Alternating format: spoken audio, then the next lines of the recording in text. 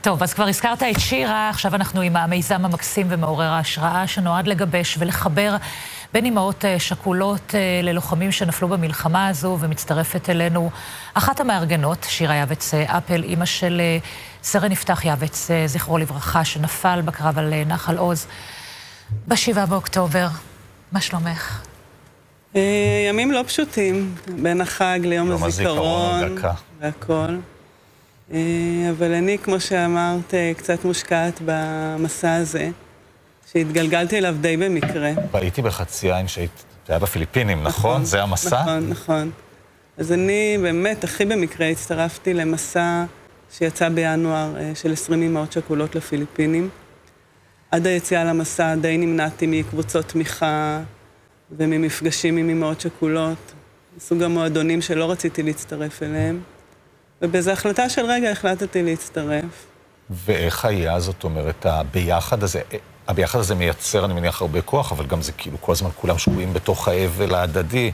אז מזה חששתי, ואפילו יום לפני הנסיעה אמרתי לבעלי, אני לא נוסעת, גדול עליי, והוא אמר לי, אני מכל מקום בעולם מחזיר אותך ב-24 שעות, אל תדאגי.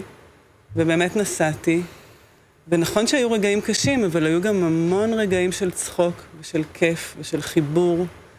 וחשוב לציין, זה לא מסע טיפולי, זה לא ריטריט, זה פשוט מסע מאתגר של נסיעה בג'יפים, נהיגה בג'יפים, של צלילות, של רפטינג. בקיצור, עשית את כל מה שיפתח שלך היה עושה. זה בדיוק זה. הרגשתי שאני גם מתחברת ליפתח. אני חיה בצוות, אני נוהגת, אני מבלה... נתקעת בשטח, היית חייב לגלות. אלה החיים, את יודעת. זה אצלך פתוח ברשתות. נכון. כמה זה הפתיע אותך שכך עברת את המסע הזה? כי אמרת, היו חששות, ומן הסתם יש כאלה שעדיין חושבות על זה. יש גם את המקום הזה, את יודעת, של הרבה מאוד אמהות שכולות שאומרות, לא מגיע לי, אני לא רוצה להיות, אני לא רוצה לחייך, אני לא רוצה לשמוח. אז אני באמת ממש מרגישה שכל אימא שכולה צריכה לצאת למסע הזה. אני מנסה לשכנע אימהות שאני מכירה, כי אני חושבת שבאמת התועלת היא מדהימה. המפגש עם קבוצת השוות היא מאוד משמעותית. יש הרבה מחקר על מסעות חוסן במקרים של טראומה. זה משהו שעושים אותו, דווקא היציאה לטבע, האתגרים, העבודה בצוות, הם מעצימים. זה פעם ראשונה שיצא מסע של אמהות כזה, וכבר במסע הזה אפשר לראות הצלחה, אפשר לראות שנשים קיבלו החלטות משמעותיות על הקריירה שלהם, על הטיפול שלהם, על המשפחות שלהם. על התשתית, הרי זה דורש ארגון. אז בואו נספר. ולחלק אני מניח זה גם דורש מימון, כי יש גם משפחות עם יותר קשיים ופחות יכולת וכו'. איך?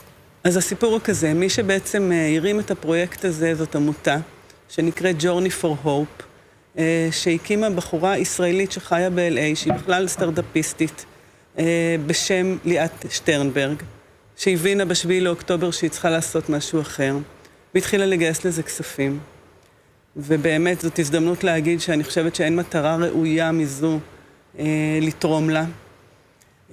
מי שהפיק את המסע זאת חברת מגמה, שהיא מומחית במסעות חוסן ומסעות שטח, והשילוב הזה בעצם אפשר לנשים לצאת. לא הכרת אף אחת מהאימהות, או זה כולם היו... הכרתי אימא אחת, אימא של אפיק רוזנטל, שנהרג ביחד עם יפתח באותו קרב. האמת שהיא סחבה אותי למסע ואני מודה לה על כך, אבל את שאר 18 האימהות לא הכרתי. התחברתם, נהייתם, סליחה על המילה המאוד עממית, אחיות? לגמרי. באמת? תראה, ברור שבטבע הדברים יש כאלה שנשים שיותר מתחברות ופחות מתחברות, אבל לפחות 2 זכיתי בחברות לחיים, שמלוות אותי עכשיו בצמתים.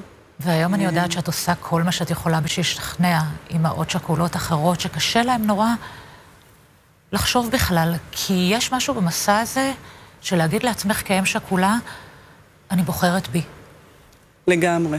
ומה שאני אומרת להם, עשינו זום לא מזמן לאמהות מגלן, נפתח שירת ביחידת מגלן, ובאמת סיפרנו על המסע הזה, ואמרתי לאמהות הללו, אנחנו כל היום דואגות, אנחנו דואגות לילדים שלנו שנשארו, אנחנו דואגות לבעלים שלנו, אנחנו כל היום בדאגה. ופתאום אני 2 שבועות לא דאגתי לכלום, ופינקו אותי, ודאגו לי לכל דבר, באמת, גם בהכי עם הכי הרבה מחשבה, ועם הכי הרבה פרטים, והיה בזה משהו כל כך טוב וכל כך מחזק. שירה, מה עושים עם המסה? כי ה7 באוקטובר הביא מסה בלתי נתפסת של הרוגים. את יודעת, 1,200 ביום ההוא ועוד כמה? 600 חללים לדעתי, זה פחות או יותר פלוס מינוס המספר, אנחנו במספרים שהם לא נתפסים. אז זה באמת משימה. ובאמת העמותה הזאת, Journey for Hope, מתכננת השנה להוציא 120 אמהות, שזה בערך 15% מהאמהות השכולות. של הצבא, כן, של הצבא, כמובן. ובעצם האמהות האלו ישפיעו על אמהות אחרות, ותיווצר פה איזושהי קהילה, ואני מאחלת הצלחה. אתה מכיר את יפתח? אני מכיר את יפתח מאז די שהוא נולד. בעיקר שירה ואני מכירים הרבה שנים. ילדים בגילאים דומים וכולי.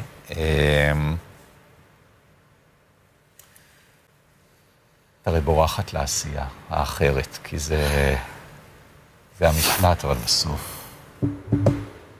כל מי שמכיר אותך ואתכם, את 4 ההורים של יפתח ואת האחים שלו, ומי שעוקב אחריך ברשתות, זה נוכח כל הזמן.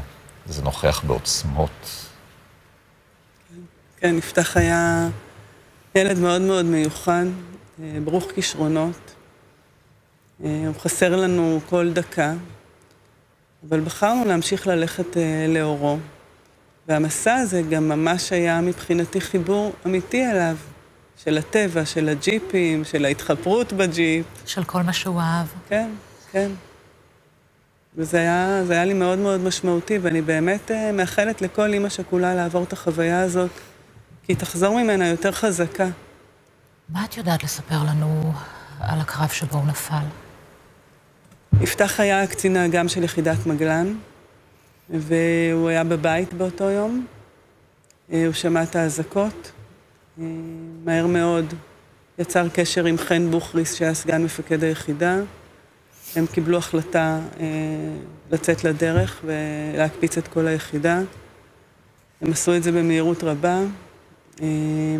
הגיעו לג'וליס, ששם הבסיס, ואז הבינו שיש כמה מוקדים של קרבות, בלי לחכות לתגבורת, בלי לחכות לפקודה. נכנסו לג'יפ ביחד גם עם אפיק רוזנטל ועם עוד 2 לחומים נוספים. הם הגיעו לכניסה לקיבוץ, ושם הם הותקלו על ידי חוליית מחבלים. היה קרב גבורה, 3 נהרגו, יפתח, חן ואפיק, אבל הם הצילו את הקיבוץ. ולמעשה אותו קרב גרם למחבלים שהיו בתוך הקיבוץ לברוח, ויש נחמה, זה הידיעה שהם יצאו לקרב בידיעה ברורה,